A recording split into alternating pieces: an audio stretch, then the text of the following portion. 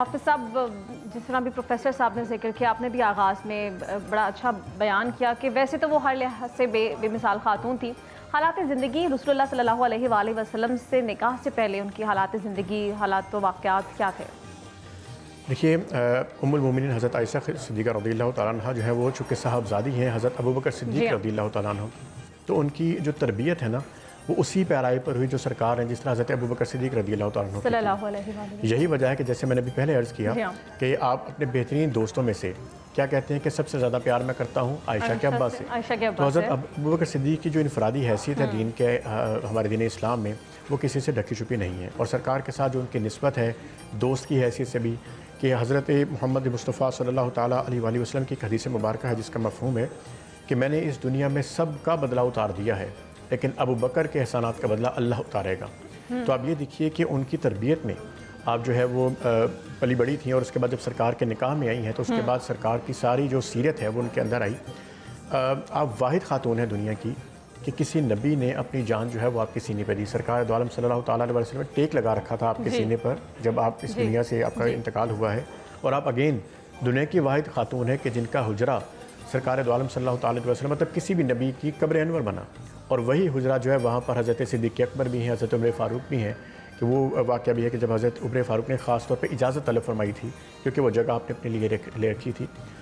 آپ نے سرکار صلی اللہ تعالیٰ علیہ وآلہ وسلم سے کنیت خود عرض کی، یا رسول اللہ صلی اللہ تعالیٰ علیہ وآلہ وسلم مجھے کنیت عطا کر دیجئے۔ اچھا۔ اور آپ نے ان کو کنیت دی ام عبداللہ۔ اب آپ غور کیجئے، عبداللہ ان کے بیٹے نہیں ہیں، عبداللہ ان کے بھانجے ہیں۔ حضرت اسماء بنت ابوبکر صدیق جو ہیں وہ ان کے صاحبزادے ہیں۔ تو آپ نے کہا کہ جو تمہاری کنیت ہے وہ ام عبداللہ ہوگی، عبداللہ کی ماں۔ تو کنیت جو ہے وہ انہوں نے مانگ کر سرکار سے لی تھی، مطلب ان کو جو کنیت ہے وہ سرکار نے خود عطا کی ہے۔ اسی طریقے سے آپ جب ان کی سیرت کی بات کرتے ہیں تو ان کے جو علمی خدمات ہیں، جو دین کے اوپر ان کے احسانات کا بھی ہم پروفیسر بھی ذکر فرما رہے تھے، دیکھیے بے شمار احادیث ایسی ہیں، خاص طور پر جو خواتین کے مسائل ہیں وہ کیسے آشنا ہوتے ہم جیسے لوگ، یا آج ہماری امت کو کیسے پتہ لگتا اگر اس میں حضرت عائشہ صدیقہ کا کنٹریبیوشن نہ ہوتا۔ بے شمار صحابہ کرام رضوان اللہ تعالیٰ علیہم اجمعین ایسے ہیں کہ جو اپنا مسئلہ لے کر حضرت عائشہ صدیقہ کے پاس جاتے تھے، اور کچھ روایات کے اندر موجود ہے کہ بہت ساری خواتین بھی ایسی موجود ہیں اصحاب کہ جنہوں نے حضرت عائشہ کا چہرہ مبارک نہیں دیکھا، حتیٰ کہ جب ان کے اوپر تہمت لگی تو آپ بہت زیادہ غمگین بھی ہوئی اور بخار میں بھی رہیں، کافی بیمار بھی رہی، اور ان کی گواہی کس نے دی؟ کسی عام انسان نے نہیں۔ یوسف علیہ السلام کے واقعہ ہوا، بچے نے گواہی دے دی۔ جب حضرت مریم علیہ السلام پر تہمت لگی تو گواہی حضرت عیسیٰ علیہ السلام بیٹے نے دے دی۔ یہاں گواہی اللہ پاک خود دے رہے ہیں، قرآن مجید میں سورہ نور کے اندر آپ کے کردار کی گواہی اللہ پاک کی طرف سے آ رہی ہے۔ تو حضرت عائشہ کا مقام اتنا بلند ہے کہ جب سرکار صلی اللہ علیہ وسلم مسکرائے، اور حضرت ابوبکر صدیق بھی بیٹھے ہوئے ہیں اور حضرت عائشہ کی والدہ بھی بیٹھی ہیں کہ جب سرکار پر یہ وحی نازل ہوتی ہے تو وہ گھبرا رہے تھے کہ کہیں کیا حکم آیا ہے۔ تو سرکار جب مسکرائے اور کہا کہ عائشہ تمہیں مبارک ہو، اللہ پاک نے تمہارے حق میں گواہی دی ہے قرآن مجید سورہ نور میں، تو شکر ادا کرو۔ تو انہوں نے کہا کہ میں اس ہستی کا شکر ادا کروں گی جو میرا گواہ بنا۔ تو آپ یہ دیکھیے کہ مقام کو آپ صرف انڈرسٹینڈ، صرف ایک امیجنیشن میں لے کر آئیے کہ اس ہستی کا مقام کیا ہوگا جس کے اوپر یہاں پر آج لوگ بات کر دیتے ہیں، بہت سارے یاواگو، بہت سارے حرزہ سرا بھی بات کر دیتے ہیں، یہ سوچے سمجھے بغیر کہ کیسی ہستی کہ جن کے کردار کی گواہی خود اللہ پاک دے رہا ہے۔ تو جب ان کی پوری زندگی کو ہم مطالعہ کرتے ہیں تو اس کے اندر بے شمار ایسے واقعات آ جاتے ہیں جہاں پر سرکار نے آپ کو خود امت کے لیے کہا، خواتین کے مسائل ہوں، حتیٰ کہ جو میل صحابہ کرام ہیں ان کو بھی حکم دیا کہ اپنے دین کا ایک تہائی جو ہے وہ عائشہ سے حاصل کرو، کیونکہ آپ کو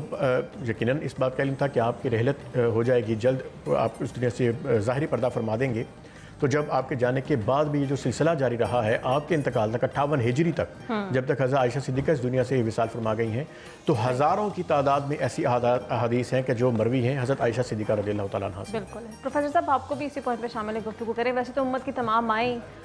بے مثال ہیں، ان کا کوئی ثانی نہیں ہے، لیکن حضرت عائشہ کو پھر بھی بہت ساری چیزوں پہ برتری حاصل تھی اور وہ ممتاز حیثیت رکھتی تھی۔ کس حیثیت سے وہ باقی ازواج مطہرات سے ممتاز دکھائی دیتی ہیں؟ اس میں بڑی ایک دلچسپ موضوع سرکار دو عالم صلی اللہ علیہ وسلم نے حضرت عائشہ صدیقہ کی جو فضیلت ہے اس کو بیان فرمایا۔ آپ نے فرمایا عائشہ کی فضیلت تمام مسلمان مومن عورتوں پر اس طریقے سے ہی ہے جس طریقے سے سرید کا کھانا اس کو تمام کھانوں پر فضیلت ہے. اسی کیا طریقے بات سے ہے. عائشہ عائشہ کو صدیقہ عائشہ فضیلت کو حاصل. ٹھیک ہے نا. اچھا پھر حضور سرکار دو عالم صلی اللہ علیہ وسلم آپ کے ساتھ جو محبت تھی اس میں اگر کسی وقت کوئی تھوڑی سی کوئی چول آتی بھی تو حضور سرکار دو عالم صلی اللہ علیہ وسلم حضرت عائشہ صدیقہ کی دلجوئی کر کے خود انہیں منایا کرتے تھے. اور اس منانے کا بھی حضور صلی اللہ علیہ وسلم نے ایک مرتبہ عائشہ صدیقہ سے فرمایا کہ اے عائشہ تو جب میرے سے خوش ہوتی ہے یا تیرے دل میں میرے بارے میں کوئی بات ہوتی ہے تو میں اس کو جان جاتا ہوں. حضرت عائشہ صدیقہ رضی اللہ عنہا نے پوچھا یا رسول اللہ کیسے کیسے؟ تو آپ نے فرمایا جب تم مجھ سے ناراض ہوتی ہو نا کوئی تمہارے دل میں کوئی بات ہوتی ہے تو اس وقت تم قسم اللہ کی کھانی اور تم کہتی ہو رب کائنات کی قسم یا رب العالمین کی قسم. اور جس وقت میرے سے تم خوش ہوتی ہو اس وقت کہتی ہو رب محمد کی قسم. صلی اللہ علیہ وسلم. تو یہ دیکھیں حضور سرکار دو عالم صلی اللہ علیہ وسلم نے ان کے ساتھ کس طریقے سے ہر لحاظ سے ان کی دلجوئی، ان کا مقام، ان کی محبت، اس کا جو ہے وہ اظہار حضور صلی اللہ علیہ وسلم فرمایا کرتے تھے. حتیٰ کہ جس وقت حضرت عائشہ صدیقہ رضی اللہ تعالیٰ عنہ نے آپ نے وہ تاروں بھری رات کے اندر پوچھا رسول اللہ صلی اللہ علیہ وسلم سے کہ یا رسول اللہ علیہ وسلم یہ آسمان پر اتنے بے شمار ستارے ہیں، کیا آپ کی امت میں کوئی ایسا فرد ہے جس کی نیکیوں کی تعداد اتنی ہو؟ تو حضور نے ارشاد فرمایا میرے عمر کی نیکیاں اتنی ہیں جتنی. تو آپ کے دل میں تھوڑا سا خیال آیا کہ میرے باپ کا نام آتا. تو آپ نے جب پوچھا تو حضور صلی اللہ علیہ وسلم نے فرمایا اے عائشہ عمر کی ساری زندگی کی نیکیاں ایک طرف ہیں اور تیرے باپ کی وہ میرے ساتھ غار ثور ان کا.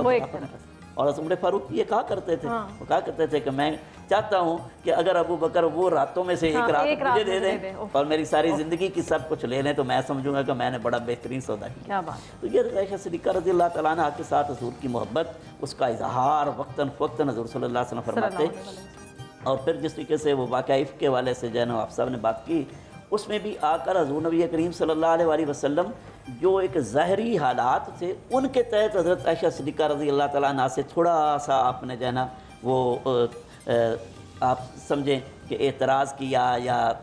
اعراض فرمایا،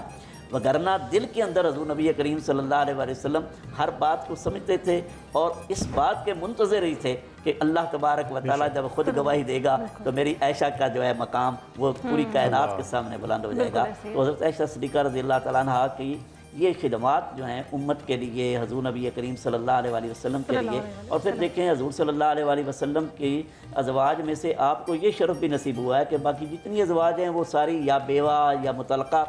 خواتین تھی. جی ہاں. اور جو آزاد اور حرہ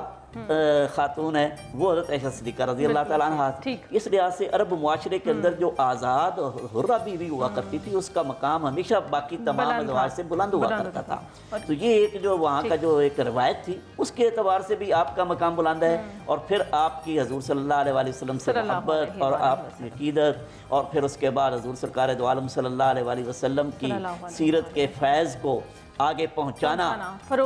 یہاں تک کہ حضور نبی کریم صلی اللہ علیہ وسلم کی سیرت کے بارے میں بھی حضرت عائشہ صدیقہ رضی اللہ تعالیٰ عنہ نے جو جملہ کہا وہ بڑی بڑی کتابیں آپ اٹھا کر دیکھ لیں، بڑی بڑی جو روایات دیکھ لیں وہ احاطہ نہیں کر سکتی. اس طریقے سے حضرت عائشہ صدیقہ نے جو حضور صلی اللہ علیہ وسلم کے اخلاق کے بارے میں فرما دیا کہ کانا خلق القرآن، کہ اگر تم نے میرے آقا و مولا کا جو ہے وہ سیرت دیکھنی ہے تو قرآن کو دیکھ لو. قرآن ہے